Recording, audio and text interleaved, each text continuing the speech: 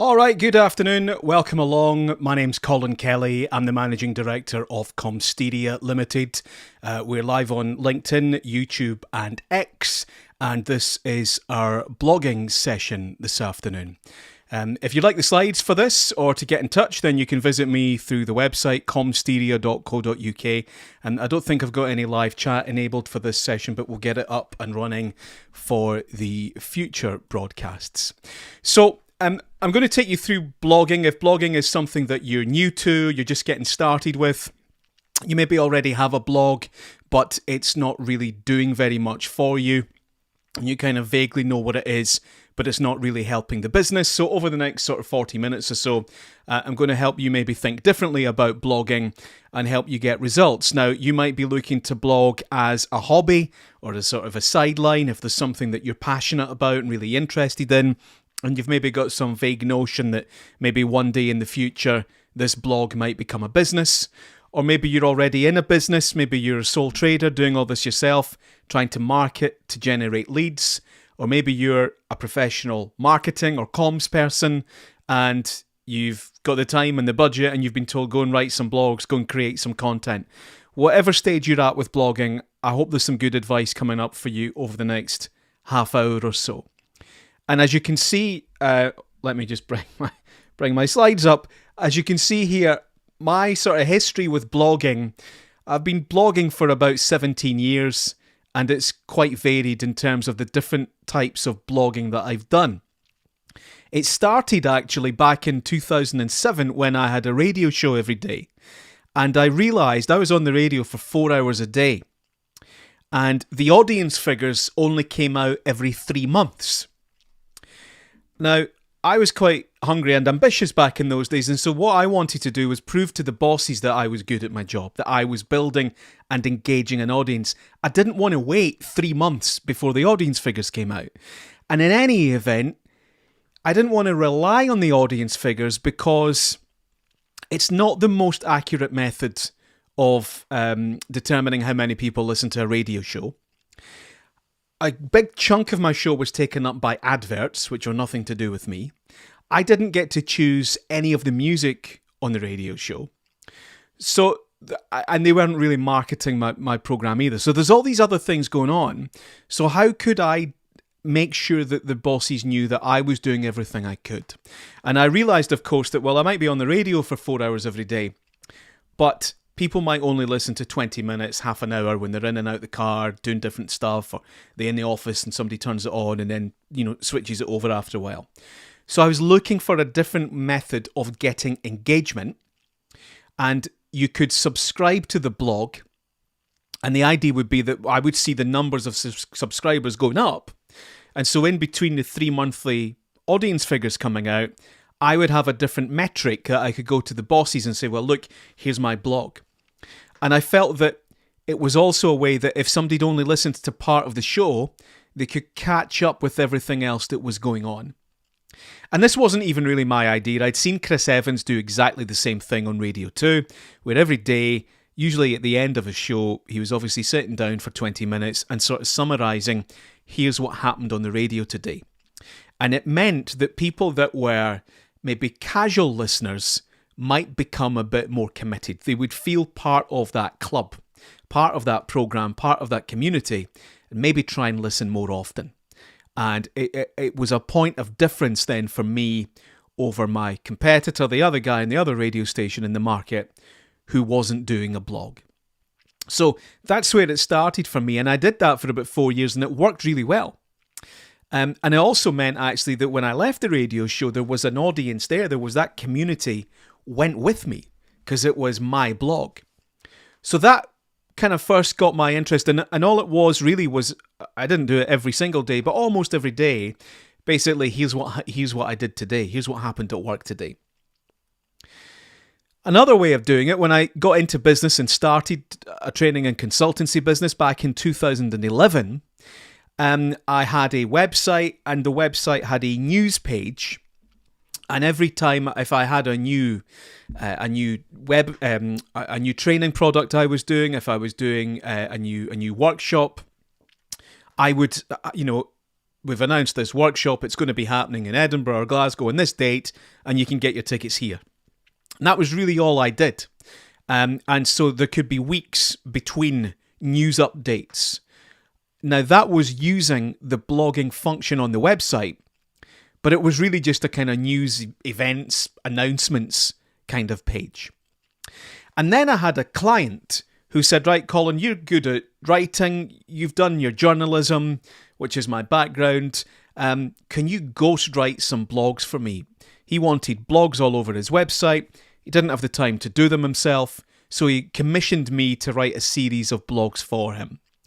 And one of the things I did back then was I'd write, some of them would be sort of longer form blogs, some of them would be much shorter, but I would embed video in them. So you'd get a little bit of written content, then the main body of it would be me in a video explaining things, another few sentences to round it off, and that would be the blog. During COVID, we took the opportunity to get involved in an e-commerce business. We started an online toy shop and a kind of football collectibles business serving the local community, but also going a bit further afield as well. And in the run-up to launching that business, building the website, ordering the product, setting it all up, I documented that step by step in a behind-the-scenes blog to try and conjure up some interest in the business before we launched. I've read a lot of people say, try not to just do that cold launch. Try and warm the audience up before you begin. Have a countdown, have a kind of register, landing page for your business on your website. Try and make sure that there's an audience there before you actually say, right, now we're selling the products. And so one of the ways to keep that interest going before the business even started, when there was nothing to sell, was the blog. And again, I copied that idea because I'd seen a great business in Inverclyde called Three Sisters Bake, who took over, I think it was like an old church hall or something that they took over, and then I think it had been a restaurant, and they converted it into their sort of cafe deli thing that they did. And again, they did a lot of that work themselves, documented it all in the blog. Today we're designing the menu, here we are, we're painting the walls, we've just bought the tables, all that kind of stuff. And built up this community of people, built up a lot of goodwill before they'd even started. So then we get to the sort of main blogging that I've been doing for the last few years. My business is called Comsteria Limited. You'll find us at comsteria.co.uk. It's my wife and I. Comsteria, so com for communication, steria for hysteria. Mash them together because a lot of our clients, that's how they feel, right? They work in comms and they go a bit hysterical because people just keep chucking work at them and expecting them to wave a magic wand. So we thought, well, hey, we can solve that problem. We understand Comsteria. We'll come and help them with that. And so that business started in, my original business became Comsteria in about 2016. My wife Emma joined the business with me. We help organisations communicate. And we've done very little paid advertising over the last 12 years or so. Almost all of it is sort of thought leadership, social media, LinkedIn, videos like this, that kind of thing. And so that regular blogging, and this has become a really good marketing activity for us, where we will regularly blog, put it on the website, and share it through social media. Now, thought leadership sounds like a kind of grandiose title, but the issue for us, and for many businesses that we work with as clients, is that the hard bit is getting people to understand what it is that you do. So you say things like PR or media training or presentation skills training, podcast production. People don't always understand what that is, or even if they do, they think, well, how would that apply to them? And so the blog allows us to articulate that. And when we do that, we can almost see the lights going on with people. They start to understand it. They think, oh God, I do need that. Oh, that sounds good. We're also using it to screen out people that wouldn't want to work with us.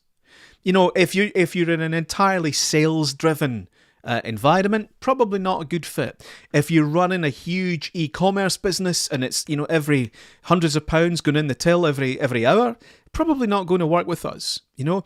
And so the blog allows us to explain not just what we do, but also how we do it and where we're coming from.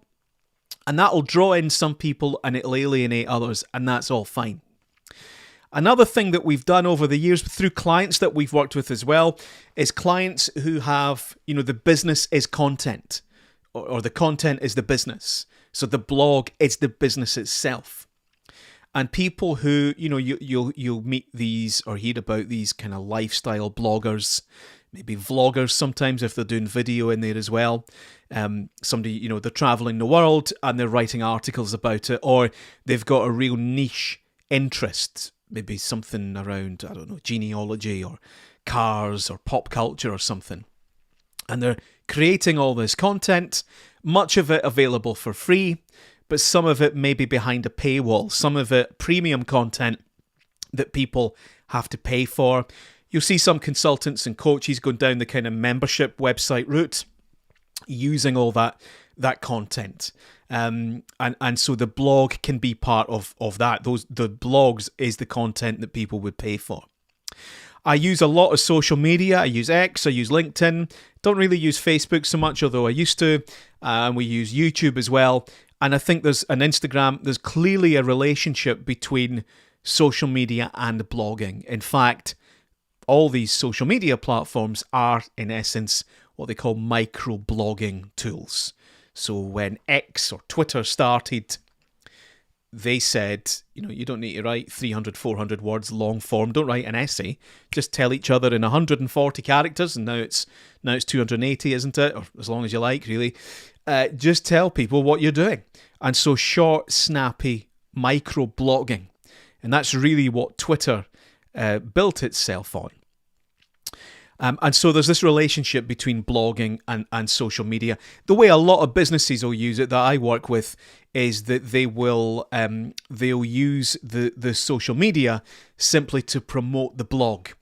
So they'll write out the blog will sit on their website, and then they'll go to social media and they'll say, look, here's what we've written on the blog today, here's a little summary of it, and of course they're hoping that people then will click the link and come and read it.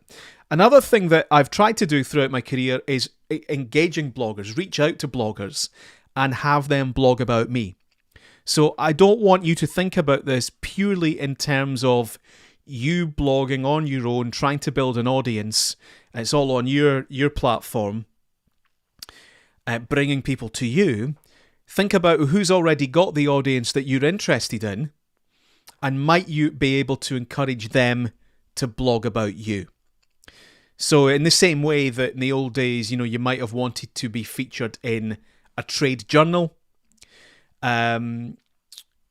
or there might be, if you think about where your clients are, where would you want to be to get in front of your clients? What blogs are your clients reading? Well, if those blogs wrote about you, well, then that's quite a good way, isn't it, for you to reach your clients. There are many well-documented benefits with blogging. The big one that excites a lot of people is that it can help you climb the search engine rankings. So if part of your objective is about getting higher up Google or being found on Google when people search for particular keywords and key phrases, if everything else was equal and I blogged and you didn't, if everything else was equal, I would be higher up the Google rankings. Google likes blogs. It considers it trustworthy, credible content. It means your website, or at least the blogging page, is getting more regularly updated. So there's a lot of benefits that come with blogging. They also allow you to mention specific long-tail SEO keywords and key phrases. And when people search for them, and they might not be on your overall website title, they might not appear on your homepage, but those blog posts can bring people to your website for those specific keywords and key phrases. We've talked already about how it can educate and screen out some customers that might need you but not know it. And so one of the things you need to think about is, if you're doing cognitive behavioral therapy, is that what your audience is looking for? You know, if you call it artisan freshly baked scones, your audience might just be looking for a fruit scone, you know. You might be a digital marketing strategy expert. I might be searching for social media help. So you've got to try and make sure that you're speaking the same language as your audience. Now, this is a big one. Signs of life if the rest of the website can be quite static. So recently, my dad and I went on a road trip to Dublin, or just outside Dublin. We were looking for a bed and breakfast. We were quite a bit outside Dublin, actually, researching my family history. And I was tasked with booking the bed and breakfast. So I'm on the websites one night. I've done a Google search, bed and breakfast, this particular part of Ireland. And I'm comparing 3 or 4. Now, it's about 9 o'clock at night. I finally got round to it. I've probably left it a little later than I should have. My dad's relying on me getting this right. How do I know? I don't know that part of Ireland. How do I know where's a good bed and breakfast to stay? What have I got to go on? I don't want to be phoning people up and speaking to them, right? I'm looking around, I'm comparing 3 or 4 websites. They all look good. They're all in nice areas. They've all got nice rooms. But what I'm wondering is, well, are there any signs of life? Is there evidence that these businesses are still trading? They're maybe not doing much on social media, right? The sole trader bed and breakfasts, they don't have a lot of social media. They're not taking pictures of everybody that comes and stays with them. Well, are they blogging? Are any of them blogging? Because I'm thinking, well, what? Maybe they didn't make it through the pandemic. Maybe they've closed. If I email or complete the booking form, what happens after that? When are they going to come back to me? I don't want to be wasting my time on somebody that's gone out of business. These websites all look good, but where's the evidence of recent business? And that's what a blog can really give you over maybe your competitors. Your competitors might be super busy and they just don't get round to blogging. They could be the best business in the world, but their website looks like they're not doing any work. So by regularly blogging, it's a sign of life, whereas the rest of the website might not have that much on it. The other thing it's really done for us is not necessarily always, although sometimes, getting us business with the end user customer. But what it's really good for is relationships with other people like me. Now, technically, maybe some of these people are my competitors, but if you've been in business for a little while, you'll find that actually there's a lot of collaboration going on as well. And so these people that sometimes I'll compete against, sometimes give me work and we collaborate. So they really are my target when I'm writing the blog, is it's other people like me. And it's been really good for developing those relationships. Blogging also helps, as I've explained, indirectly, can make money. It can promote courses, build relationships. You know, people can you come and do this? Can you come and do that? We've got some budget for this. And we can indirectly make money through the blog. But it can also directly make money. And a little bit later, we're going to have a look at how we might monetize a blog, whether that's through affiliate links or, if you're big enough, maybe having premium content as well. As a public relations practitioner and a member of the Chartered Institute of Public Relations, my professional development is important. It's important that I'm seen to do it, but I also benefit just by doing it. It's how I keep up to date. And if you've ever done continuous professional development, part of it is about reflecting. And so when I'm writing these blog posts, quite often I am reflecting on my practice, you know, what I've learned, what I've thought, etc. And so there's a benefit to me there as well. It's also evergreen content that becomes a long-lasting asset. So unlike social media, where the content lasts maybe 2 or 3 days and then sort of disappears down the bottom of the newsfeed, blogging content gets indexed by Google and sticks around a long time. Months, weeks, months, maybe even years. It can continue delivering an audience back into your website. So that evergreen content that you own, it is entirely yours. It's not like an Instagram post or a tweet or a Facebook post where you share the ownership with the social media platform. They can do other things with it. If it's a blog, it's yours and you're not at the mercy of an algorithm. And I've seen lots of people as well get into the habit of blogging and then repurpose that blog so it becomes social media content. It goes into their email marketing. I've even seen some people bundle it up and put it in a book as well. So lots of advantages with blogging. Now, people might ask sometimes, well, what is a blog? And I think the thing with a blog to keep in mind is it's a very simple, straightforward thing to do. But there are an overwhelming number or variety of options with a blog. There's so many different ways you could do it in terms of design, the layout, the setup, the way that the blog behaves.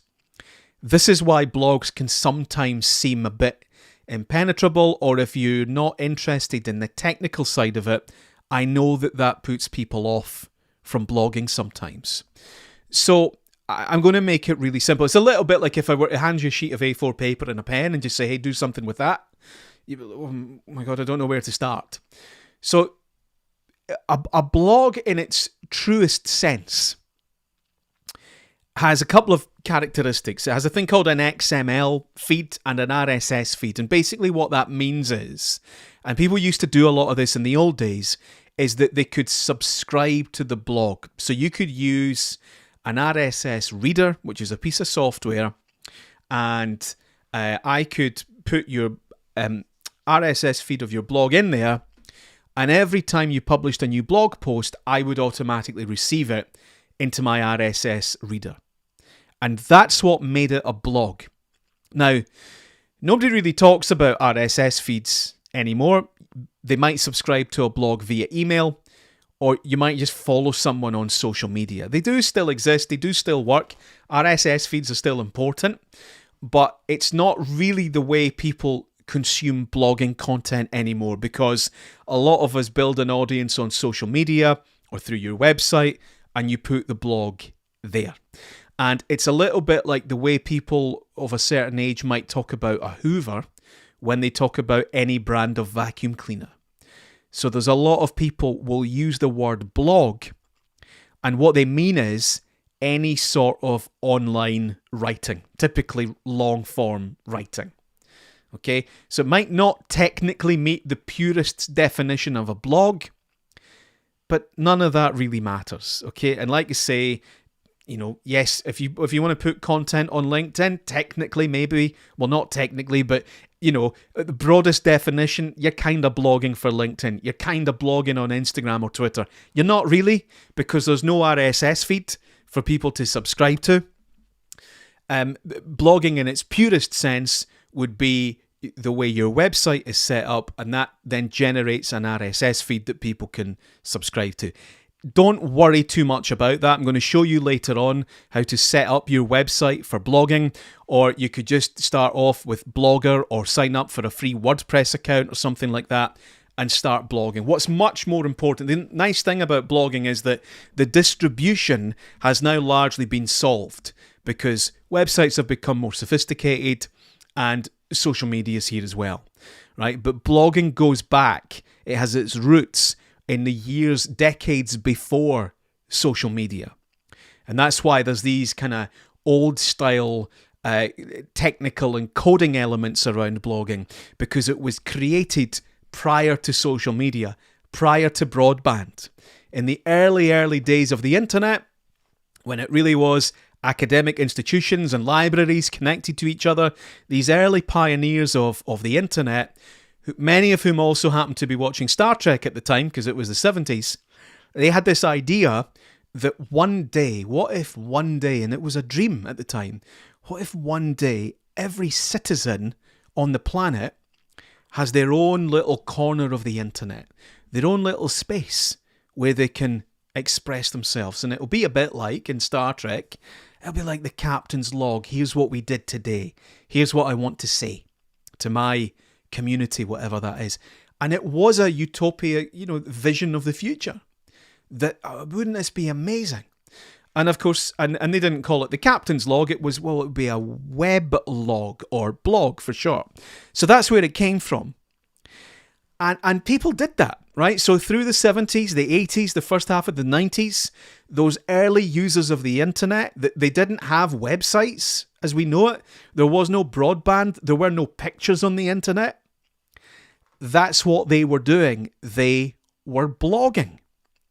Then, of course, along comes broadband, along comes social media, along comes multimedia and really rich drag and drop websites that many of us can now all build. And so this idea of this little corner of the internet where you can express yourself, well, that's your Facebook page, isn't it? Or your Instagram or your Twitter or your LinkedIn or whatever. So when we now talk about blogging in a business sense, what we're really meaning is, rather than it being this little space where you express yourself, what we really mean is it's probably going to be on a business website. You're blogging to promote your business, or maybe the blog is the business. You're a lifestyle blogger, and there might be, lots of pictures and lots of video on it. The technical side and the terminology doesn't really matter. It's more about what are you going to say, who are you going to say it to, and how will that help your business? Where's the return in that for you? So that's part one. I'm going to take a very quick break. I'll be back in a moment with part two. Thanks for watching. I'll just be back in 2 or 3 minutes.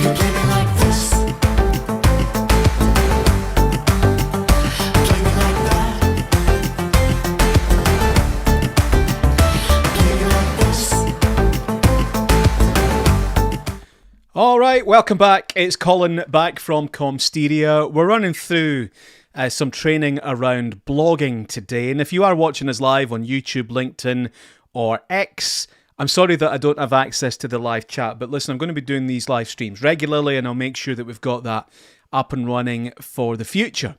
And if you are watching, drop me a wee note, colin@comsteria.co.uk. In fact, let me just pop my website in here. I need to get myself some nice graphics set up for the future. But if you don't want to drop me a wee note and say hello, or you want me to send you out the slides for this session, then I'll be glad to do that. So colin@comsteria.co.uk. And as I say, thanks very much for watching. If you subscribe on whatever channel you're watching, you get all our live streams in future. So we talked about how blogs work and where blogs have come from. One of the things that starts to complicate matters a little bit is you've got this overwhelming choice over how would you like the blog to display on your website. Where do you want it to go? Now, let me just quickly jump on and I will show you our website at the moment. Let's just go live on here. So here it is. So what most people do is they will, on their website, in the menu at the top, they'll have a menu item called blog. Now, ours is kind of hidden away in here. If you go into Comsteria, you can click on Comsteria blog, and then you'll see all the blog posts in reverse chronological order. There they are, okay? One of the things I decided to do, now this is a WordPress website. It's very easy for you to do this with a particular WordPress theme, is I decided to embed the blog or embed the 6 most recent blog posts almost or as close to the top of the homepage as I could possibly get. Because one of the things I wanted to do, as I said, that sign of life, and also trying to give people value straight away. So you land on the website. I don't want you getting lost while you're scrolling around and clicking and going somewhere else. I want you to try and we're training and consultancy. I want you getting into some content as soon as I possibly can. And so this website, this blog is set up so that the 6 most recent posts will always appear right here on the homepage in this section.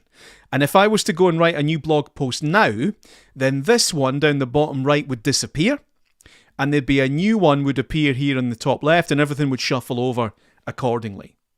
And so that's set in the WordPress theme customization settings. Sounds complicated, fairly straightforward to do, to embed those 6 most recent posts. Now you'll see the other thing that I've done is each of my blog posts has a particular category. Do you see where I'm pointing here with the mouse? So we've got, this one's in media, this is brand, this is politics, this one's about us, there's another media one, there's one about AI. So if you're reading this blog and you think, well, I'm really interested in what they're saying about building a brand.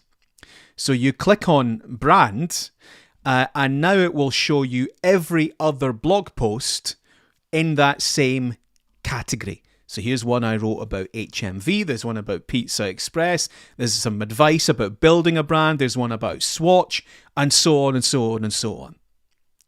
So using the categories on the blog.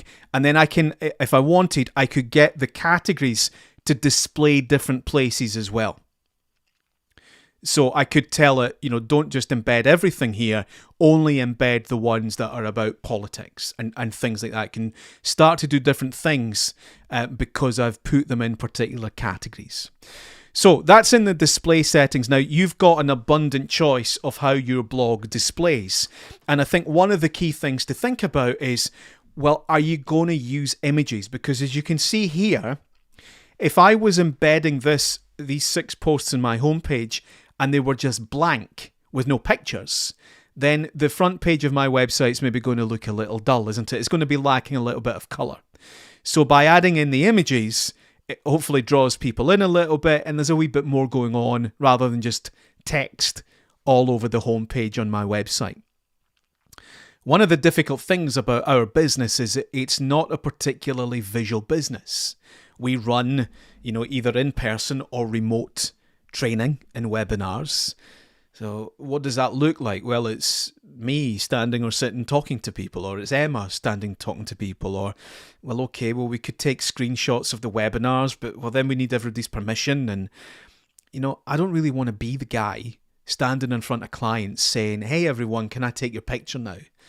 You're supposed to be a professional. Come on, they don't want to be used in my marketing. Now, sometimes there's maybe ways of doing it. I'm not suggesting that we would never do it or that there's anything wrong with doing it. It's just tricky breaking up a training session to take pictures of the clients. So we have to work harder to make our business visual and to get these images. And so one of the ways that we do that is, at least we can get images on the blog. Right, it's not full of pictures of us doing training, although we're trying to get a few, but we can bring the blog to life a little bit. And so that's a decision we've taken, and it's probably something you'd need to think about as well, is when you are thinking about how the blog ought to be displayed. If you're using pictures, then clearly you've got a lot more choice in terms of your layout and how it works. One of the most important things with every blog that you write is the title. This is an absolute golden rule for blogging.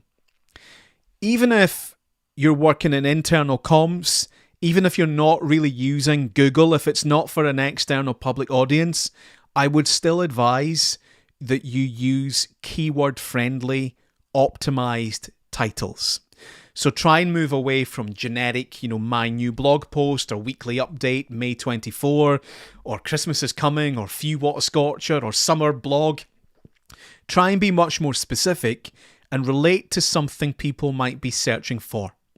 So the title of a blog post, of each individual blog post, it should basically just tell you what that blog post is about, right? So if you're a jeweler on the high street, don't do a blog called Christmas is Coming.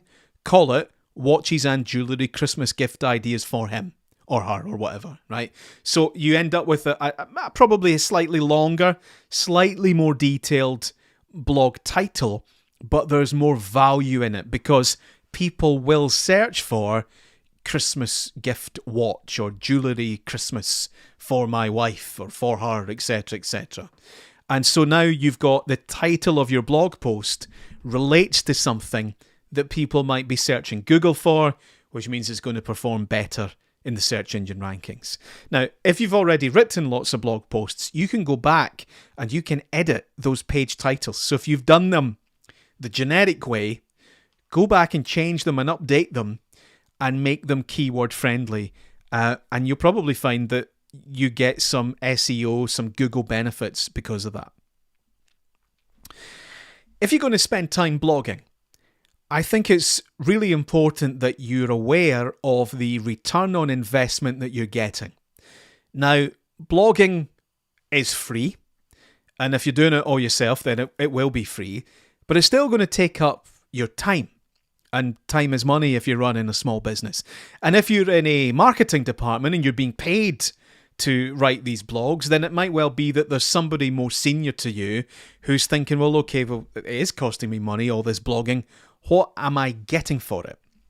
And so I think it's really important that you measure and evaluate the results from this blogging activity so that you can do more of what works.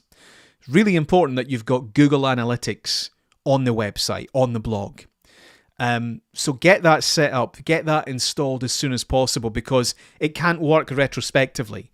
It only works from the point that it's installed. Now, you don't need to understand it yet. You don't need to even look at it. But if you just get Google Analytics installed and working on your website, it can start gathering data. You can then get on with your blogging, and maybe 2 or 3 months once you've given it a bit of a go and built up a few blog posts and got some people visiting your website, then you'll have some data that you can look at and you can start to evaluate. But if you don't have Google Analytics set up and working, then it isn't going to do anything for you. So get that installed. It's free to do. Get that set up and installed, analytics.google.com. And there's like plugins that make it quite easy if you're using a WordPress website in order to get that set up. And then you'll be able to track the customer journey and you'll be able to see the impact that the blog posts are having on your business. So the example that we've got here, which is maybe quite good for an e-commerce business, let's say you sell whiskey. So the potential customer who doesn't know that they're looking for you yet, goes onto Google, where can I learn about whiskey? Google does the search results, they find your website, they find your blog where you've written something about whiskey. They click on it, they read the blog. Within the blog post, it maybe mentions a particular bottle, expression, I think they call it, don't they? You then think, oh, well, God, that looks really nice. I will buy that. And you add it or you pre-order it or whatever, you put it in your cart. Google Analytics can track all of that. And if you really want, it will give it a value. So it will say, well, there's £46 was spent. And it means then that you can attribute particular sales income to blog posts.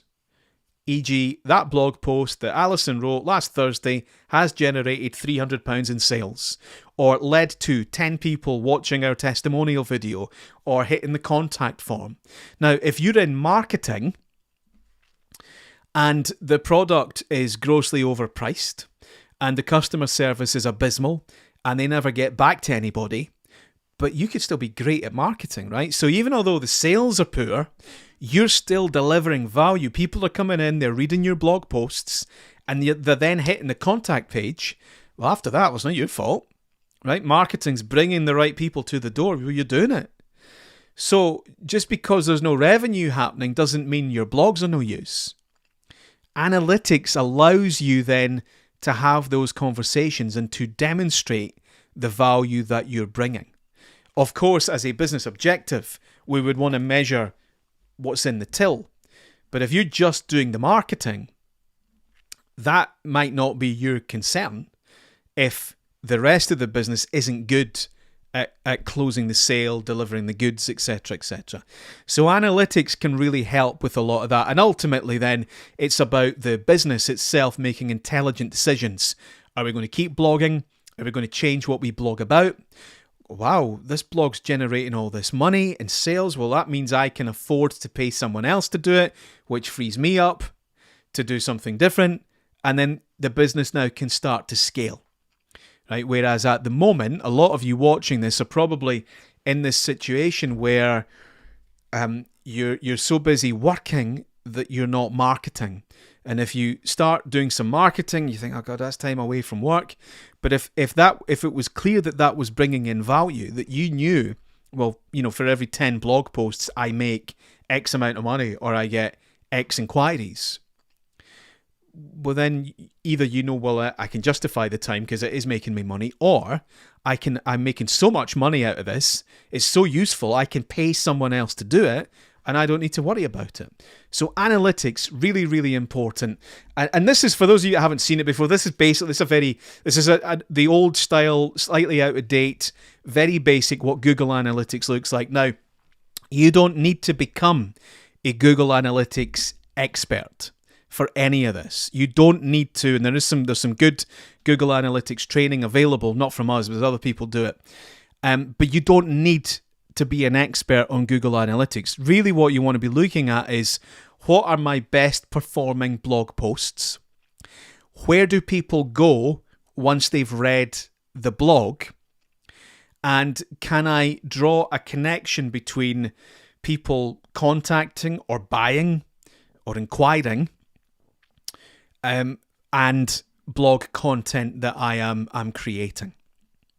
And you can start to map the customer journey. So here's one I wrote about EasyJet. Shows me the length of time people spend on the page, so probably a good chance they're reading it. If the average time on that page is 3.5 minutes, they're probably reading it.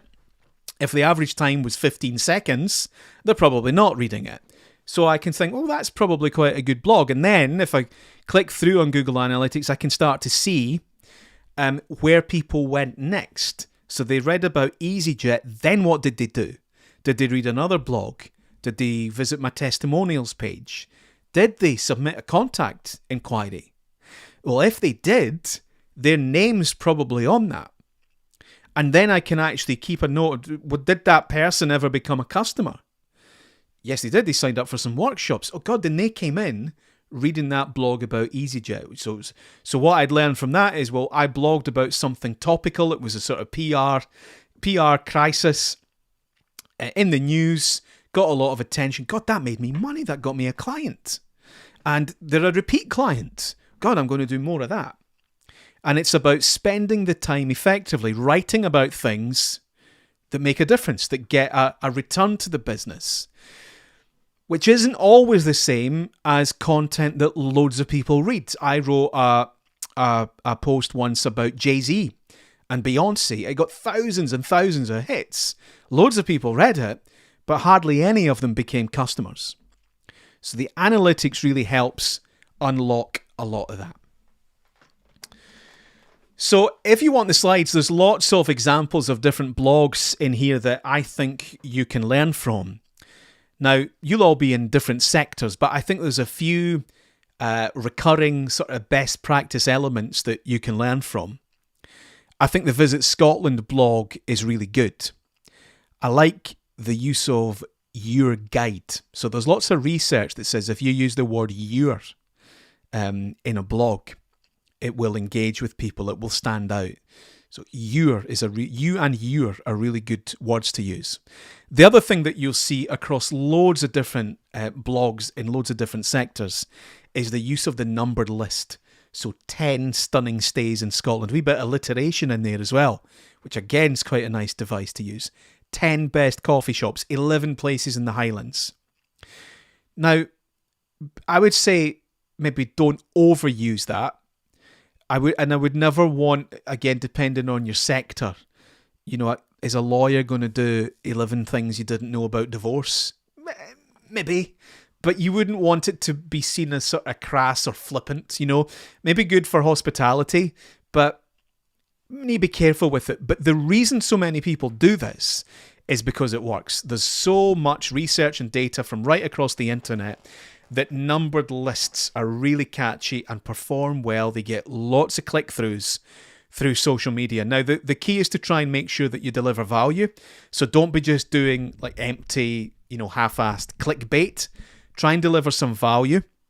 There's other research that says if you pick a number that is not a round number, lots of research says, that 9 or 11 will perform better than 10. Don't know why. I think it's something in the back of your mind. You think, it must be real, or it must be good. There must really be 9 things you need to know, rather than somebody's tried to write a list of 10. So numbered lists is a nice approach. Here's one Visit Scotland did about Taylor Swift. 13 Taylor Swift inspired trips in and around Edinburgh. They did this just after her last album came out. And she said something about Scotland. So they're clearly thinking, wow, the reach that Taylor Swift has, the search traffic that Taylor Swift gets, well, even if we can just get a fraction of that. So it's a wee bit opportunistic. But I think it can be part of the toolkit. It can be part of the strategy. I wouldn't rely on it, but putting it into the mix, I think, is useful. Here we see NS Design. Look at this again. You see a couple of numbered lists and also lots of how-to articles. Problems that people have, things they want help with. So the how-to, the advice article, people thinking that they're maybe going to get actionable, practical help. Simple tips and steps that they can follow. That always performs very well on a blog. You've seen there's no pictures on this one either, which is absolutely fine. It's not a problem at all. Lots of different ways that you can set it up. You can see as well, the way Gary's blog is set up is it displays the author name in there too. You don't have to have that on a blog if you want them just attributed to the business or no one in particular. Or if there's several of you all working in the business and you each can log in and blog, then it will display with your name on it if that's how you'd like it to set up. I think another interesting one here is the Renfrewshire Chamber of Commerce, of which I am a very happy long-standing member, using the blog, I suppose almost like a kind of business newspaper now. News about their members, news about the local economy. The sort of content that in the old days, and sometimes still nowadays, but would have appeared in a local newspaper. One of the things that's been cut from a lot of local newspaper coverage is business content. The business sections in a lot of newspapers are shrinking. They're not doing it anymore. And so there's an opportunity opening up for online and operating almost at, like celebrating your clients. Think about clients that you might be working with. Many of them probably want to shout about what they're doing. So if you build them a website, or you deliver some consulting to them, or you install vending machines, a section on your website, the blogging section where you just talk about your clients and share clients' news, is probably going to be appreciated and probably going to get quite a big audience. And some of those people might then think that you could maybe do similar for them. So what I'm saying is the blog doesn't all need to just be about you. Think about the audience, the people. Think about the business community that you are a part of. And if you can develop yourself as a destination. So the interesting thing about this is if I'm in business in Renfrewshire, and I'm interested in what's going on. How do I keep up to date with what's going on in business in Renfrewshire? Well, I could read my local paper, but there's not a lot of business content in there. And their website's atrocious. Oh, I'll visit the Chamber of Commerce website. I'll be at that. I'll be on there. every other day or 2 or 3 times a week or whatever it is, which keeps that connection with the Chamber of Commerce, means I'm maybe more likely to see the events that they're running or the opportunities that they're offering. And ultimately, I suppose they would hope that I'm going to renew my membership. So having something that people come and read every other day is no bad thing. And writing about other people is maybe a way of doing that. So becoming a destination for your target audience, right? So if I am in communications training and consultancy, I can think about my clients, I can think about my audience, and I can think, right, what do these people need every day? Where are they going? What are they reading? What are they looking for? Well, I'm interested in that same stuff. I could just create that. I could bring that to them. That could be my blog. If I could develop a must-read blog for people that work in communications, small business marketing, public relations, crisis comms, if all these people were reading my blog every day, that's a captive audience for me to mention my next training session. So I create all this value, all this information, ready-made for me to then say, hey, I'm running training next week.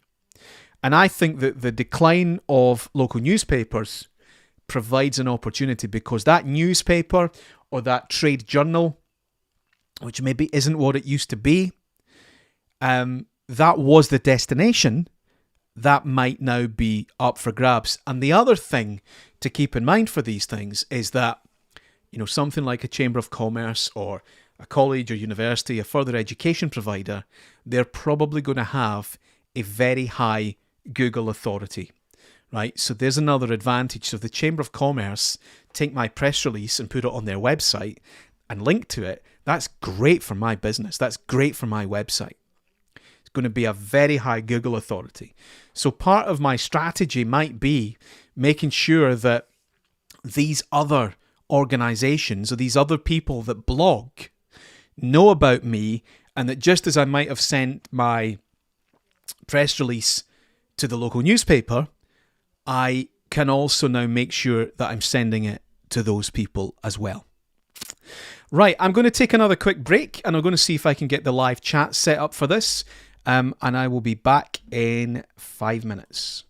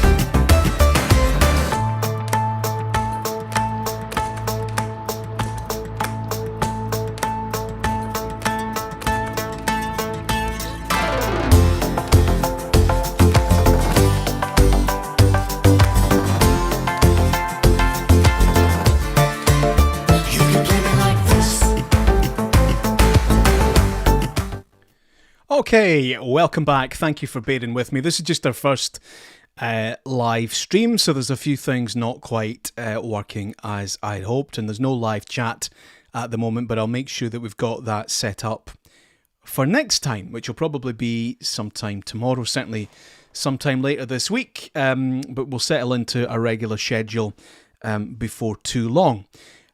So, another thing that I think can really help with blogging is don't feel always that you need to be creating your blog and writing everything yourself from scratch. I've seen a few people take the approach of just curating the blog. So what they do is they identify someone that they think would have something interesting to say, and they approach them and they say, look, would you like to write something for our blog? Now, the example on the screen at the moment is the British Council. And it looks to me, well, they treat it almost like a magazine. So they identify people like Kay doing something interesting with Chinese Mandarin. Hey, Kay, could you write something for our blog? And they sort of commission that bit of writing, put a picture on it, tidy it up, and publish it onto their website. Which is quite clever, actually, isn't it? Because it means that they're getting this content, but they don't have the burden of actually having to write it from scratch. And I remember a few years ago doing some training to some small businesses, and at the end of the session, this participant in the course came up and she said to me, "That was great, Colin, thank you very much. Can I interview you for my blog?" And I thought, yeah, great, no problem. When would you like to do it? And she said, "Oh, don't worry, just give me your email address and I'll send you the questions." Great, no problem. So I gave her my email address. Sure enough, a couple of days later, she sends me the questions, and then I sat down for about 30, 40 minutes writing all my answers, sent it back to her along with a picture, and then a few days later, she comes back to me and says, "That's it, Colin, thank you very much. Your blog is now live on my website. Here's the link if you'd like to share it with anyone." So what do? Of course, me, egotist, I go on to my social media, my LinkedIn, my Twitter, and I say, "Hey, everybody, I'm on Sharon's blog. Come and read it." And I share the link. Then I went and had a look at her website and her blog, and what I realised was she was doing exactly that with a different person every fortnight. Her blog was basically her going around networking and training and events and people that she bumped into and getting them to write content for her. I thought, wow, this is really clever. Right, so she's got this blog with all these posts on it, new content every couple of weeks, and she's never sitting down and writing it. She's getting other people to do the work. I thought, God, I spent 40 minutes writing that. And then, of course, not only did I do all the writing, but I then told my audience to go and visit her website. And I was perfectly happy because she was doing something different to me. We weren't in competition in any way. And I was quite happy to do that. It also meant that I was getting exposure on her website. Again, you know, if you need her, well, I might be the next person you need after that. So it was a win-win and a really nice, efficient way for her to get new eyeballs and new content on her website on a regular basis without really ever having to sit down and write a blog. Now, as it happened, actually, she was supplementing it with some of her own content as well. But that idea of curation rather than creation, I think there's definitely something in that. Now, if you're watching this and you work in internal comms, which I know a lot of our clients are, you know, the stereotype is always the CEO's blog, you know, the voice from the top. So if you want to take steps to maybe start improving some of your company culture, then celebrating other voices, other people from throughout the business. It should be somebody with an interesting perspective. Doesn't always need to be the most senior person.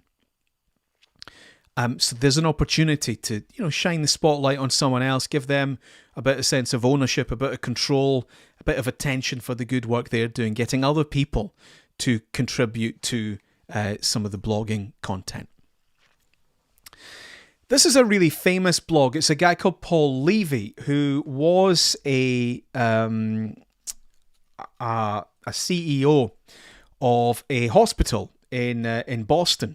And this is a really famous blog, and all he did for years, he doesn't do it anymore, but for years, all he did was day after day after day, he would write a blog. And it was a bit like what I shared with you right at the beginning about how I started blogging my radio show. It was, here's what I did on the radio today.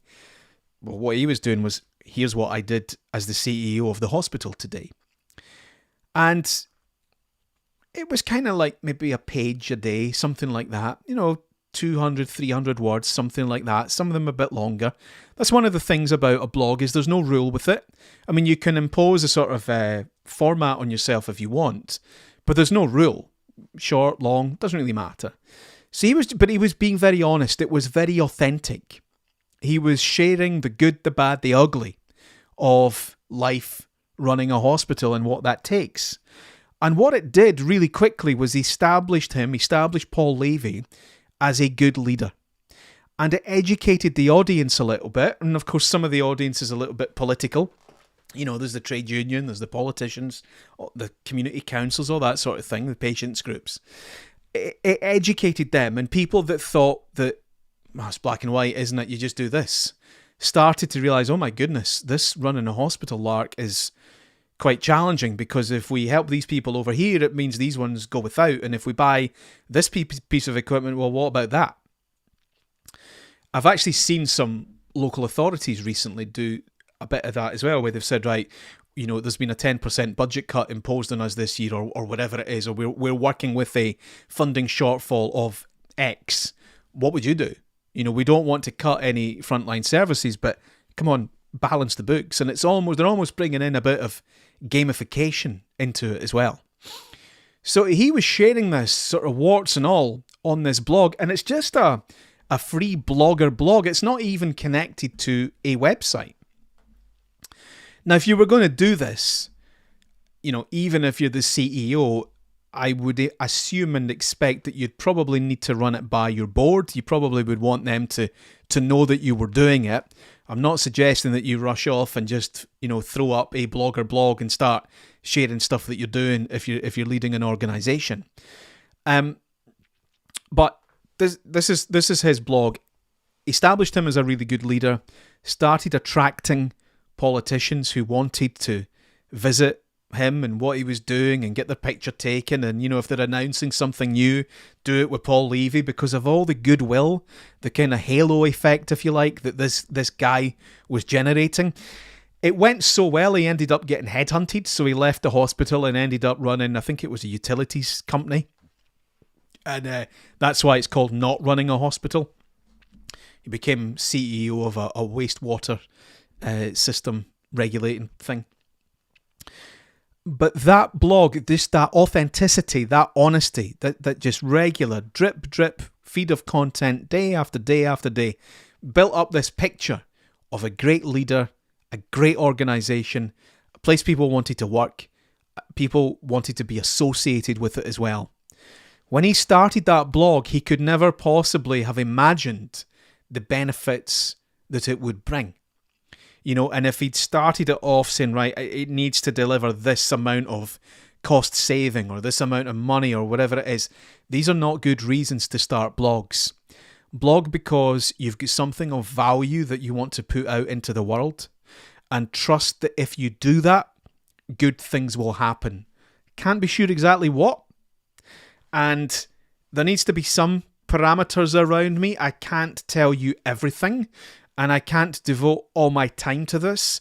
And I can't devote all the best stuff. I can't give it all away for free, because then there'll be nothing for my paid clients. But if I put something of value out into the world, day after day after day, something good will happen. And then have a system in place to try and measure that, so that it will encourage you to keep going, and so that you can fine tune it and do more of what really works. But that blog had a big, big impact. And it's as simple as, here's what happened at work today. So I think to summarize a few things that can really help with blogging. Now, you don't need to have pictures on your blog. But when I look around at the best blogs and the blogs that get great results, I think it's true to say that many, many good blogs have pictures. I think making it visual, I think, is really important. I think it's something you ought to do. and sometimes even, writing to the image. So I've worked with people who run, the creatives. They're in the sort of arts and crafts profession. They make stuff. They've got a workshop at home. So, document that creative process and then take the pictures of the various stages of the work and then write a little bit against each one. So visuals can really help. I talked earlier on about this kind of model, this little format of having some introductory text, then a main point, a video expanding the main point, and then a couple of lines at the end, sort of summing things up. So it's like a sandwich almost with some video in the middle. A lot of people still have this idea in their heads of the blog has to be some kind of essay, like a discursive essay like you might have written at school. And it really doesn't. So the idea is one idea equals one blog post. When I worked in radio, it was drummed into as one thought, one link. Right? Every time the music stops and you speak, don't tell 3 stories, just tell one. One idea equals one blog post. And you see a nice example of that over here on the right-hand side. This is from Seth Godin's blog. Seth Godin, if you're interested in leadership, communication, business, the future of work, he'd be a good person to read. He blogs every single day. And some of them, many of them, are as short as this. Okay, so one idea, one blog. So regular, frequent, but quite simple, short blogs, I think is the way to go. Ideally, they should relate to your business objectives, but don't hard sell. So don't just blog about, I need work, I want this, we're doing this, here's another workshop. Relate it to the business objectives. It's a balance between giving value, but also promoting yourself. So, the way a lot of people will do it is they'll say, I'm doing an Instagram workshop on Friday. Here's my 3 quick tips to better Instagram. Hey, if you want more, come to the full training. So it mentions the business objective. There's a link there to go and book your place on the course, but it's not just promoting the course. You're also giving them value straight away. There's no rule with blogging, so you can blog as frequently or infrequently as you want. I just think you'll get better results if you can get into a regular habit with it. When we've been getting the best results for blogging, we've probably been doing maybe 2 a week, something like that. And if we're so busy or we get out of the habit and we stop, that's where things dry up a little bit. It goes a bit cold and quiet. We feel that the leads aren't coming in, and we suffer for it, and then we crank up the blogging again. So the advice I always give to clients is try and keep it steady and regular. And that means you'll get a nice flow. So even when you're busy working, try and keep that blog going. You can schedule them as well. If you're using something like WordPress, you could write 3 or 4 blog posts today and then schedule them 1 a week for the next few weeks. I think the other thing, for those of you that are in internal comms, your staff can tell when you're in a panic and you've had your backside kicked and you're told, right, get them all signing up for this. And nobody likes being treated like that. And why should I help you just because you're in a mess and hole, right? So it's trying to make sure that for example, if HR department want to get people coming to the pensions roadshow, or you want people to join some of your clubs and societies, or you want somebody to become an eco champion, or whatever it is that you have, don't do that just before the deadline, or just before the end of the tax year, or just before the summer break when there's a load of attention on it. Try and smooth that out and keep that regular throughout the year, and you'll get much better results. So have some sort of system and format to it so that it's just calm and regular rather than a flurry all at once, because people will catch on to what it is that you're doing. And a nice way to approach a blog is to think about the questions that customers might ask. Customers or your staff or whoever your audience is, whoever these people are, and always remember they are people. Try not to think of words like audience or traffic. They're people, and all these people have wants and needs and problems and something to contribute. and all their individual likes and dislikes and habits and so on. So these people, what are the questions that they might ask? And something else a lot of people miss when they're writing a blog is you've got this opportunity, because it's a blog, we can put in hyperlinks. So where would you like the reader to go next? And you can hyperlink that. So if you mention a particular sector that you've worked with, or there might be other blog posts, there might be other pages on your website, there might be video content, it might be out to your social media, wherever it is, try and use. And probably most people I work with, one of the big changes that they come away with is they then put more hyperlinks in. So you could go back through some of your old blog posts and look and see if maybe, if you mention a product or something, you could hyperlink to that. And maybe when you wrote it, there wasn't anything to link to, but maybe there is now. So go and revisit it. And when you do that, Google will index that. Google will follow that link, and there might well be some search engine benefits. And I think honesty and authenticity is really important. We talked about, Paul Levy's not running a hospital blog. That worked because he was honest, and he was a lot more honest and more open than other people in his sector, in his position. And that's really where he got the goodwill, is that in a sea of CEOs, he's a good guy. In a sea of CEOs that kind of bullshit you, basically, he's telling you how, wow, he's great. This guy's a good guy. I trust him. I like him. I want to work for him. Let's be associated with him. This guy's a winner. And you can do that with a blog just by being your authentic self. I'm going to finish up just in the next few minutes with a little bit about artificial intelligence and blogging. Now, I've not seen any concrete verifiable evidence yet that blogs written using AI are going to be somehow downgraded or kicked out of social media or search engines. There's different things coming in where maybe it might need to be labeled AI or synthetic content. If you're just using it as a starting point, is it AI? If you just used it to brainstorm or to write the first draft, and then you went in and added to it yourself, and it's a kind of mix, maybe not. In any event, there was some discussion at the beginning last year when AI first sort of came to prominence that, well, search engines will take action and they'll downgrade it. It isn't happening. And of course, they all have their AI or generative AI tools. So Microsoft have one, and Google have one, and so does everybody else. So using AI to write your blog, in and of itself, isn't necessarily going to cause any bother. The other advantage with it is widening access to our profession.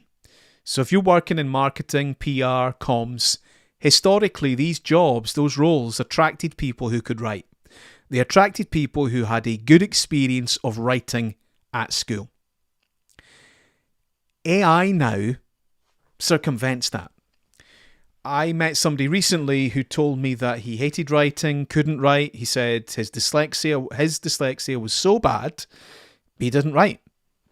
And he said the AI or ChatGPT had been an absolute godsend, because what he does now is he goes out for a walk, he just speaks into his phone, into Google Docs or Microsoft Word using the speech to text. So he just says it types it. He then pops it into ChatGPT, tells it to add in all the spelling and grammar and the right punctuation, because obviously it's just come out as one sort of flow of consciousness. So he checks all of that. It's got a few pre-written prompts which nail down the grammar, runs it through Grammarly, and then it gets published as a blog post. So he is creating all this content. He's never sitting down to write anything. And you could do that too. Whether there is some barrier that you have involving writing, or you just don't like sitting down to write and you'd rather come up with the ideas where you're out a walk or you're at the gym or whatever you do. Dictate it into your phone, import it into ChatGPT, tidy up the spelling and grammar, and publish. Potentially widening access. People previously that wouldn't have taken a job in content now can. So, Here's a kind of example blog that I used ChatGPT to create. We'll go on ChatGPT live in just a minute or two, and I'll show you what it can do. But here's my prompt. Now, you'll meet the AI trainers and they'll say you need to really give it an elaborate prompt. My response to that will be as well writing it myself. I'm going to give it a simple prompt. It should be able to deliver something good based on that. So, now, you might have really good prompts, but here's mine. Write a short blog post giving people quality advice from an accountant, saving money on their tax return. And it took it about 20 seconds, and there's the blog post. Now, if you read it, you'll find that it's used some American terminology. You see here where my mouse pointer is, the 401k or the IRA. They're American tax terms. The American Opportunity Tax Credit. So if I'm an accountant in Glasgow and I take that and publish it, I'm going to look like a clown, haven't I? Because it's got Americanisms. I'm going to get caught out for using AI. So what I could do is I could go in and edit it and put in some British terminology and mention HMRC and all that stuff.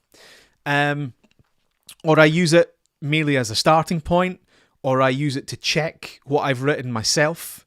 So I've written, what I thought good advice was. I wondered if there's anything I've missed. Oh, charitable donations. God, I didn't include that. Thank you, ChatGPT. So I don't take what it wrote. I've already written it. I'm just checking this. It's like a little assistant. It's an extra pair of eyes, if you like. It's a second opinion. Yes, charitable donations. Oh, let me write a little bit about that. Using it basically to bounce ideas off. To get me started quicker, to get me past blank page syndrome. The amount of time, we waste just procrastinating is terrifying, really, isn't it? Maybe this just speeds things up a little bit. So be careful of the limitations with it. It is not a magic wand. I still think it's very good at mediocre writing. It lacks character. It's not good at local references. It will veer between different styles. It will go for, if I told it to make this quite chatty, it maybe gets a little silly, So it's the extremes are there, but that kind of human, I suppose, because humans are not caricatures, right? It's that human voice it really struggles with. And that's where I think there's an opportunity for you to bring your magic to your blog posts. Is yes, this is a useful starting point, but there's so much more that you can bring. And if this is, gets you past that blank page, gets you past that procrastination, gets you some ideas and inspiration for blogging, well then that's got to be a good thing. The other thing it could do once you've written the blog is you could say, here's my blog, because if you're on the paid version of ChatGPT, you can upload documents. So you could say, here's my blog, write 5 tweets or 5 Instagram posts to promote this blog. And then, so the idea is if you've already written out this long form content, now do you have to go and write short form content to promote it? Maybe some of that could go on autopilot, basically. And another thing that can really, maybe it can help is we spoke earlier on about, some businesses not being particularly visual. So what this can get me is some of these visuals. In the same way that in the old days I might have paid for stock photography or something like that. Now, we would need to be very careful that we're not using AI images and passing them off as real. So I don't know, is this a steak or a tuna steak or something? I would never want to pass off that is food that I'm serving in my restaurant, or this guy in the kilt works for me, or that's the view out the back of my bed and breakfast, or whatever it is, right? So be very careful that you're not passing anything off as real. But if I was in a different sector and I just needed an image that represented Scottish hospitality or that represented the great outdoors, well, maybe there's a quick and simple way of getting it. Now, sometimes the tools, I think this guy, he's kind of got a claw for a hand. I think he's got some fingers missing. It's not that great at ears sometimes and hands and stuff. So always just be careful at the images. Look at them closely and just see, is there something missing? Is there something not quite right? Could this be open to ridicule? And what does it look like if I'm filling up my LinkedIn and every picture's fake? What does that say about me and my business?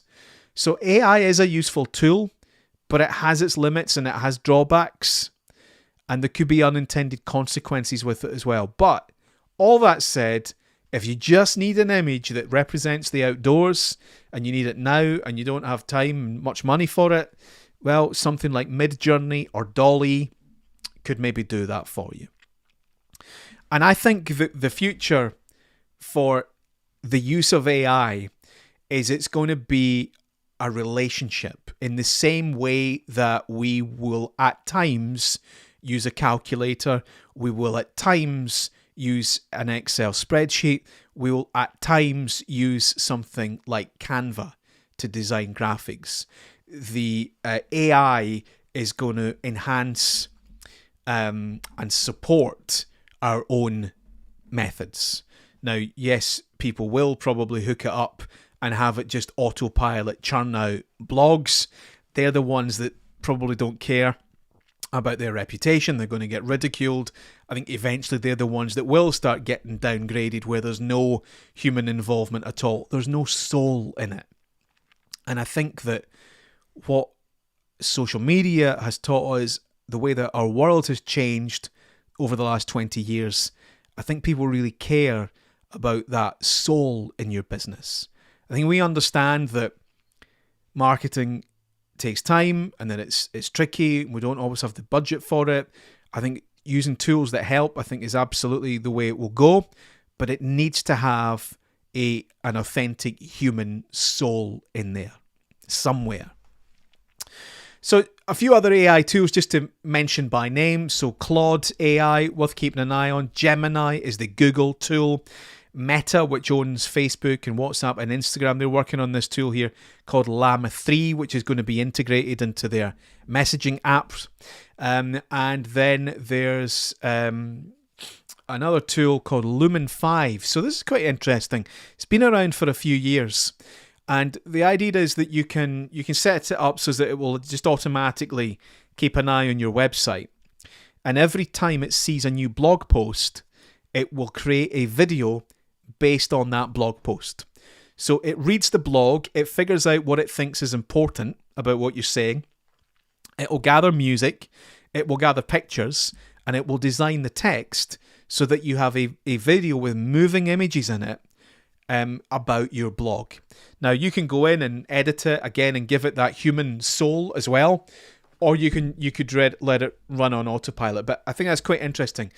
Lumen 5, and I think one of the things I know that really frustrates people in business is that they do a piece of work, so they'll do a blog, and then it's this duplication. So I've got my blog, and now I have to write my tweets to support the blog.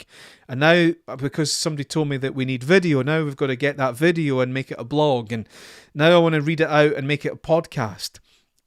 Ideally, what we should have is one hero piece of content, which will probably be a video, that then gets repurposed all these different places.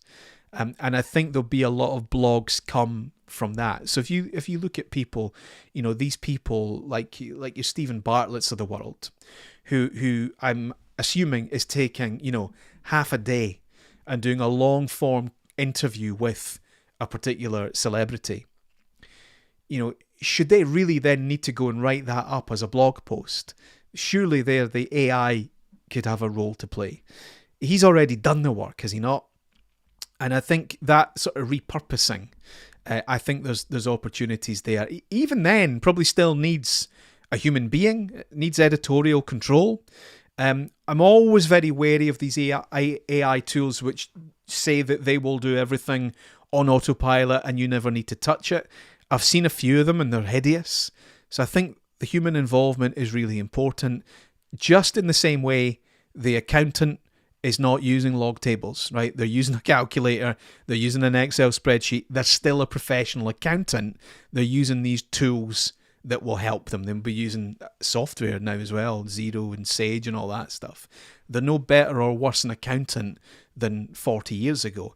I think it's the same with content, right? These are professional tools that support you, but they're not doing it for you, although there's aspects of it that they might help with. And I think that's a good approach to blogging. So just to finish off, some facts and figures here about blogging, some kind of golden rules to keep in mind. Number one, a blog can be any length, right? We need to break this assumption people have, this connection that some people have where a blog is like an essay. It's not. A blog can be anything you want it to be, okay? And it is no longer true that search engines are looking for blogs of a particular length. There's no prize for longer blogs. Set it up to allow multiple authors. Anything that you can do to ease the burden, I suppose, in your organization of blogging. You don't want bottlenecks where, Jamie wants to write a blog, but they have to go through me in order to get set up. Set Jamie up with their own author account. They can log in. Jamie can blog whenever they want. Okay. Remember, you can embed video in your blog. If you've got lots of pictures or a picture gallery, that can all get embedded in there as well. You're probably, if you're in a business already, you're probably going to have a blog that is integrated in your website. If you're just starting off and you just want a hobby, then you could set up yourself for free WordPress.com, Blogger.com. You could go and have a look at Medium.com or something like that. If you're just doing this on the side and you just want to play around with blogging, maybe you don't have a business of your own yet. Depending on the content management system you're using for your business website, blogging may well already be set up and enabled. So something like WordPress, you might be using WordPress pages for your pages of your website. If you start to blog, you will start writing posts, WordPress posts. And then you'll just tell in the appearance settings how you want those posts to display. And Wix is much the same. So if you're on these platforms and you're not sure where to blog or how to blog, I'm going to show you some tutorial videos in a minute you'll be able to access. That's all you need to do. You maybe just need to enable it and start using the posts. And then think about the layout and any additional features that you want. For example, do you want people to be able to follow your blog via email so that they put in their email address and they automatically start receiving all your new blog posts? Do you want to embed, a booking form or a photo gallery or some other things within the blog? Again, using something like WordPress and the various WordPress plugins, you can set all that up. And then you're probably going to want to promote the blog through social media. So being able to summarize it on social media, mention it in your email newsletters, look at where you've already developed an audience and make sure that these people get the blogging content as well. Now, if you're stuck for ideas of what to blog about, something like answerthepublic.com might be a good place to go. You can see the example here. Now, there's a very basic sort of free trial of Answer the Public, and then you can upgrade to a pro account and start paying, and you'll see much more. So I can go along. I can put in something like yoga, if I'm a yoga instructor, and then round this wheel, I get all this good stuff. Frequently asked Google searches about yoga, and this is maybe giving me ideas for things to blog about. Are yoga and Pilates mats the same? Can yoga make you taller? Can yoga help arthritis? How yoga changed my life? What yoga mat should I buy? If you're a yoga instructor in Paisley, that's a relevant search. That might be somebody looking to do yoga just in their own home. That's their search. They find that. It's your website. You tell them about the classes and they come through the door. But there's also things in here that might help with your own professional development, right? If you run a yoga studio, why yoga studios fail might be a useful thing for you to read. So it's not just about you marketing, it's about you understanding what people are saying around your area of business, your area of expertise. And that's a real advantage that it can give you. So answerthepublic.com may be worth a look. What I suggest you do if you've sat through this last sort of 90 minutes or so, this introduction to blogging, if you're interested in finding out more about us and what we do, just visit us online. I don't have the live chat working, but you can visit our website if you just come across this page today, comsteria.co.uk, and find out all about us. But what I suggest you do, and it'd be great to chat with you some more, what I suggest you do if you're looking to, get going with blogging after this session is write a list. Just sit down yourself, write a list of 12 questions a potential customer might have about your business. Try not to judge the questions. Don't worry if they seem silly or basic or repetitive. Write down that list of 12 questions a potential customer might have. Right, so if you're a bed and breakfast in Aberdeen, it might be, where can I take my dog in Aberdeen? Things for kids to do in Aberdeen. Who serves the best vegan breakfast in Aberdeen? Right? 12 questions a potential customer might have. B&B with electric charging station, Aberdeen. Whoa, there's it, right?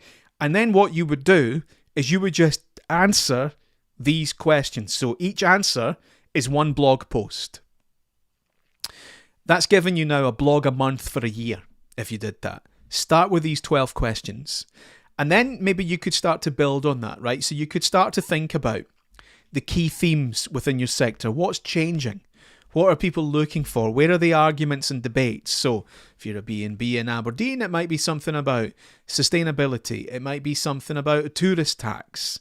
It might be the trend for vegan breakfasts or things like that, or yoga retreats. So whatever it is, think about what's changing in your sector, legislation, new ideas, the trends, all that kind of thing.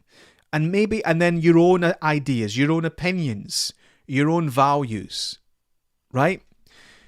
So, and then maybe once a fortnight, you could do, so you're now alternating. Every 2 weeks is one of your 12 questions.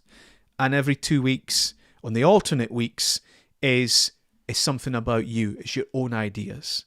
Then if you actually are doing work and you're busy, now you've got case studies, right? So now maybe you're blogging 3 weeks out of every 4, That's pretty healthy blog that you've got now. 3 to 4 blogs a month. And hopefully by that point, you're then actually seeing value from it. You've had the analytics on. You're seeing what works and what doesn't. You're genuinely getting some results from your blog. And you want to keep going with it. So, final thing to share with you is a little bit about how we might monetize a blog. Oops, that's going to be a wee bit tricky for you to read. Let me just make that a wee bit smaller. Hopefully that's a wee bit easier. So, really there's 4 stages of monetizing a blog. And they move up in level of complexity, and also the number of readers probably gets smaller as you go up as well. So the simplest, easiest, most basic way to monetize a blog is that it just markets your products and services, right? So you're a shop, in your blog, you talk about your products, people read it, they think, oh, that's great, I'll buy that. They come in the shop, they buy it, you make your money. But the blog is free and there's no advertising on it. This is what we do, right? We don't sell products. We're not IKEA. We sell training and consultancy. So we talk about our training and consultancy. We talk about corporate communications. We talk about the media. We talk about politics and PR. Our audience, hopefully they quite like that. They think, oh, that's interesting. He knows what he's talking about and he's got some courses. Oh, we'll book one. Okay, so there's no advertising on the blog, free for anybody, pushing it out as wide as we can, knowing that people will read it and hopefully they go through that sort of sales funnel. They read the testimonials page, they get in touch, and some of them at some point then become a client. And that's tried and tested, works quite well. But doesn't directly make us money. The next level up is affiliate links. So what if you are a podcaster, or you're a podcast studio, or you do podcast editing? So we do a bit of that. So I've written blog posts in the past so what you got to think about in business is you get different income streams, right? So there's people that will come to us because they want us to produce a podcast for them.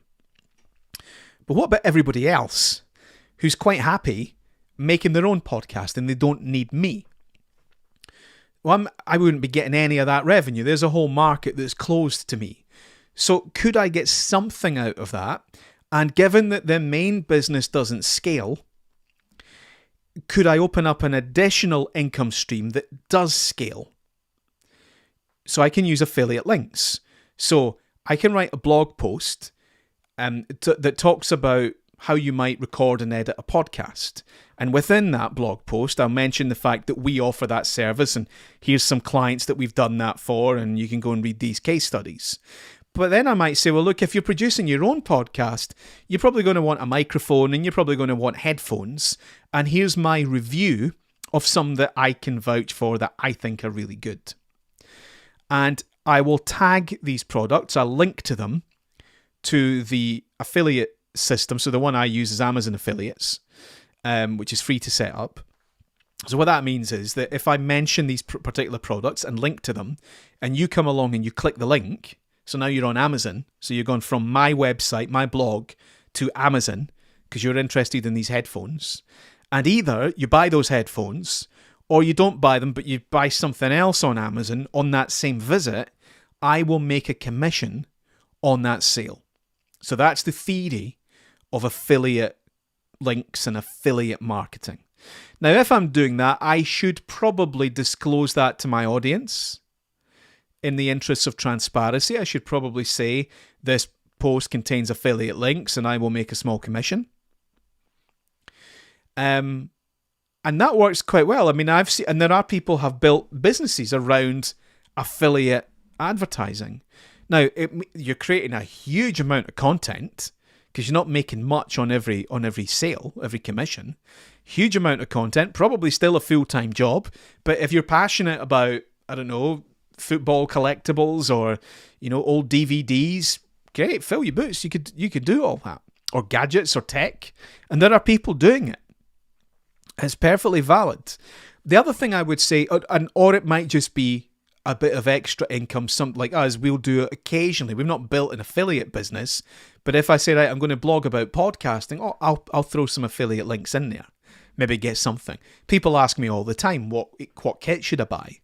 Oh, okay, well, you know, you could get it from Amazon yourself, you could get it from PC World, you could get it from Gear 4 Music, there's probably a shop in the high street. If you want to get it from me, here it is. And we'll make a small commission on it. The other thing I would say is that Amazon's affiliate system is huge and it's easy, but it's by no means the only show in town. So I work a lot with really small businesses.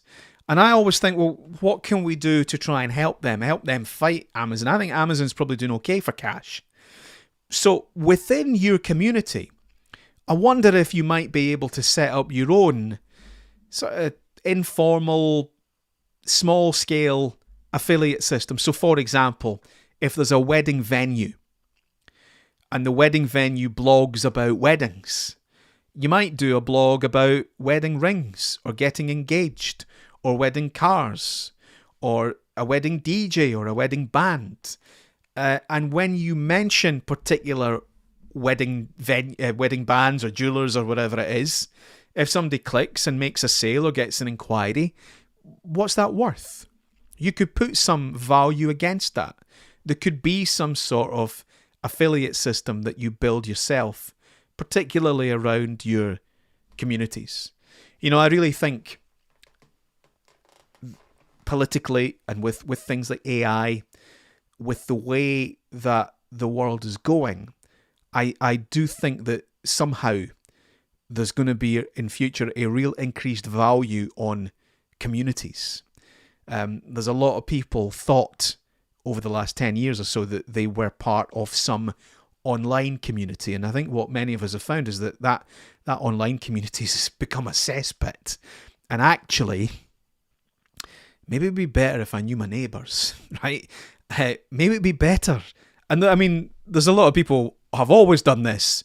And they're usually the happy ones walking around at the moment. Maybe it'd be better if I did get to know that local hardware store or whatever it is. So I really think that when I look at the future of business and media and all the things that I care about, I really do think that community, you'll never destroy it completely. There's no doubt it's taking a battering. But I think that it will have some sort of a renaissance over the next few years. You know, the Amazons and the eBays and the Facebooks of the world, they had huge growth and huge success because the technology was on their side. And what I think is starting to happen is that technology is now opening up to all of us, and it's easy, and we can now use it to connect better with each other and bolster and strengthen our communities, rather than what we're coming out of, which was social media companies imposing a fake community upon us. I think we'll get back to actual proper real communities. And it might not always be immediately on our doorstep. It's going to be different to what it was before, but I think communities really are the future. And so an affiliate system within your own community, whatever that might be and however that might look, I'd like you just to remain open to that. And when you see these opportunities, maybe when the time's right, maybe that's something you could look at. And I think when you're monetizing a blog, think about, okay, if I'm blogging, like for example, I would never for money build a website, but I'd write about it. I might recommend someone, and if someone clicks that and goes to the local web designer, maybe there's an income there for me and there's a good relationship there. So that's the sort of thing I'm talking about there with affiliate links. Then you come up with the complexity, and probably the audience number declines a little bit as well, is it's so you go really niche. And you have sponsorship and advertising on a particular topic. So, for example, I know somebody who is really interested in the history of punk music or the history of live music in Glasgow, and he's got a blog and it's all about these old music venues. People do it with beer, people do it with WWE wrestling, and there's an audience there that just, they cannot get enough of that content and those articles. And that can attract a lot of sponsorship and advertising because it's such a niche audience. Now, again, I'm quite interested in the future of the media and where all this is going to go. And I see, if you take something like sports journalism. So you had a newspaper like the Evening Times in Glasgow, which is still going. And they used to have information that was, and a distribution system that was at such a premium that on a Saturday evening, they had a special edition of the newspaper. Some of you remember this, some of you will think this sounds amazing. A special edition of the newspaper on a Saturday evening that contained the football results and a little bit of a match report for some of the games. And if there had been like some devastating news that wasn't football, they'd probably throw that in as well. Maybe like a big fire or something really big, serious news. They'd put that in. It was called the Saturday Pink, and we used to go on holiday to Millport. This has been like the mid '80s, and I'm a St Mirren supporter. I know, I'm sorry, but Europe. So, I'd have spent the day, I'd be like 7 or 8 years old, and I'd have spent the day on holiday with Mum and Dad, and they weren't interested in football. But I would be like, right, it's Saturday, it's 6 o'clock, and I would have thought, St Mirren will have played today, because all the games were on a Saturday back then. St Mirren will have played today. I didn't even know who they were playing, right, because no internet, no mobile phones. Back then, even radio wasn't all of that great.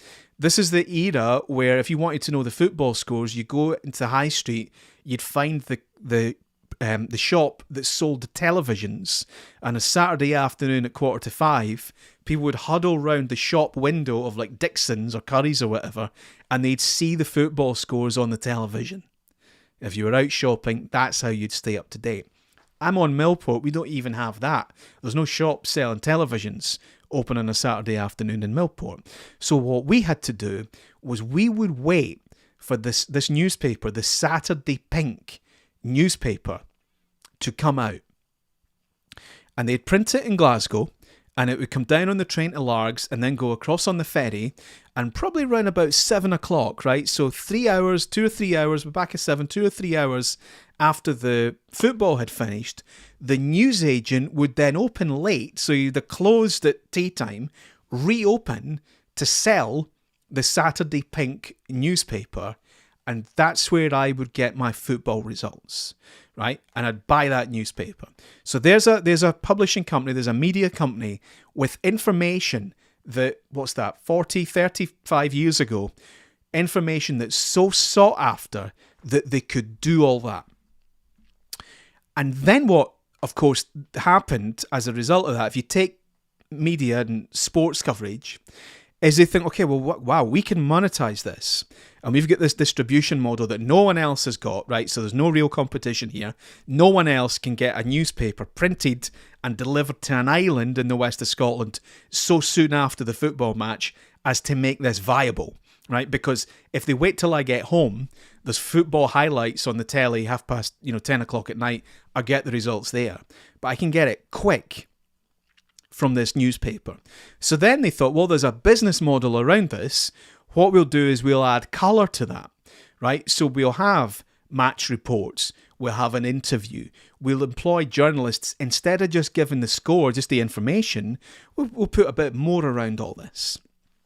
Then what happens as technology starts to change is the internet comes along and a new delivery method. And if you remember, before mobile phones, because mobile phones weren't portable, for a couple of years in the mid-90s, the likes of Vodafone, who had a network, were selling pagers. So these little things called Zap pagers.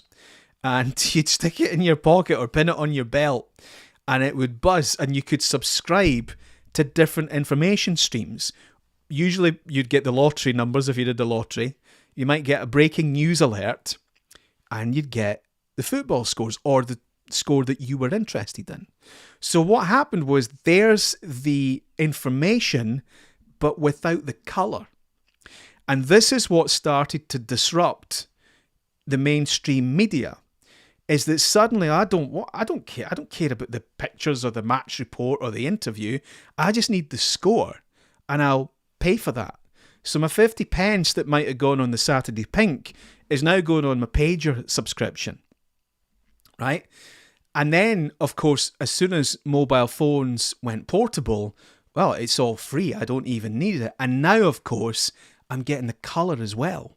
I'm not just getting the information, I get all the colour, because maybe there's somebody sharing an illegal stream of the match, or I get all the chat and banter, or the club themselves can share the post-match interview, right? So if you're the Evening Times, if you're the mainstream media, that information is no longer at a premium. You're not the gatekeeper of that information now. Anyone can live stream, even if it's just text, what's going on at that game. I can be anywhere in the world and keep up to date with what's going on.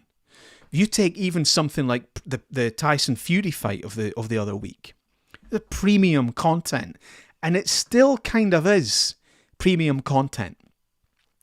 But as a casual boxing fan, I wasn't bothered about watching it. I wanted to follow it. I wanted to know what was happening.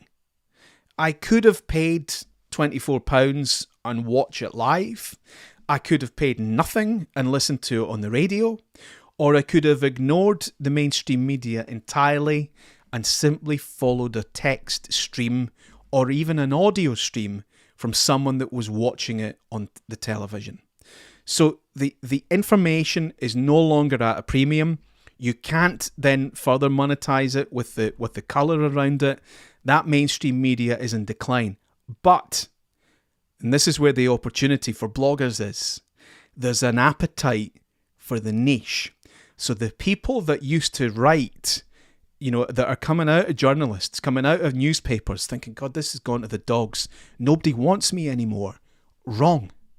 People do want you. It's just not the mainstream media because the business model's broken.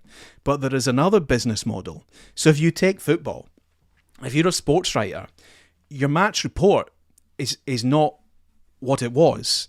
And trying to build monetizing around that match report, it's dwindling, right? It's on the way out. But there's a huge appetite for behind the scenes, niche content, nostalgia, historical stuff. There's a podcast the BBC have just done, and it's the day that, I think the day that Falkirk broke the world transfer record or something like that. It's an amazing story from the past. St Mirren like to tell the story of the day they beat Barcelona and all that kind of thing, right? That's where there's an opportunity and money for your sports writers, people coming out of the mainstream media. There absolutely is a market for long-form quality writing, but it's not in an evening newspaper coming out with the football results anymore, right? It's podcasting, it's blogging, it's these niche sites. Look at something like, is it called What Culture or Cultureholic or something? They're on YouTube. Amazing niche pop culture content. The same's going on with the music industry. If I was King Tut's or the Barrowlands or the Hydro, I would be blogging relentlessly about the past, the present, the future, everything. I'd be doing YouTube videos as well and monetizing all of that. And then when I've built that, I'd be selling it or trying to syndicate it up to STV Player, all that stuff. There's a real opportunity for, content professionals or former journalists or mainstream media to reinvent itself. And at the moment, you've opened it up. It breaks my heart that something like What Culture or Stephen Bartlett is monetized. I see all these people doing that and I think, why is Radio Clyde not doing it? Why is STV not doing it? You see the mission creep of the BBC. They figured it out. They're doing it. But if you're somebody like STV, they've got advertisers to serve. They want that content. You look at things like the Mirror Groups or Reach PLC. Look at the stuff that's going on. Their Glasgow Live website. Now, you could look at it and go, well, it's clickbait, it's crappy stuff. But it's also proving a concept, right? It's proving that there's an appetite for 10 nightclubs Glasgow forgot.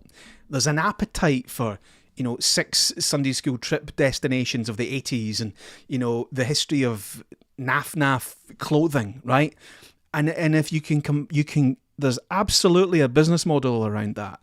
And if you can combine that with investigative journalism and new stuff, that's what people will pay for.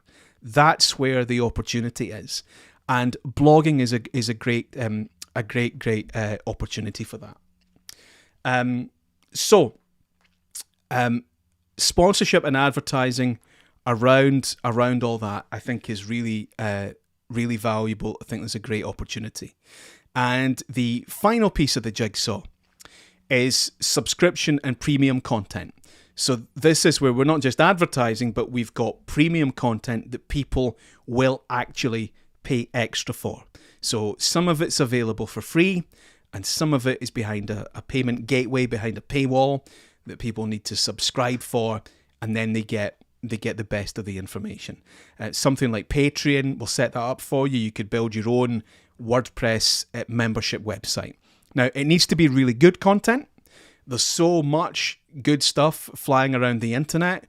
Why would somebody pay for you? I'm not saying they wouldn't. I just think you need to figure out why they would pay and how do you make it special. But you see a lot of that as well. Subscription content, so they get more of it, or it's deeper, or they get it first, or it maybe doesn't have ads on it. There's a big place for that as well. So that is my blogging session for this afternoon. I hope you've enjoyed it. It'd be great if you share it as well. If you share it with anyone else that you think would be interested. and I'll be back again soon with something else. But thanks very much for watching. If you like the slides, please do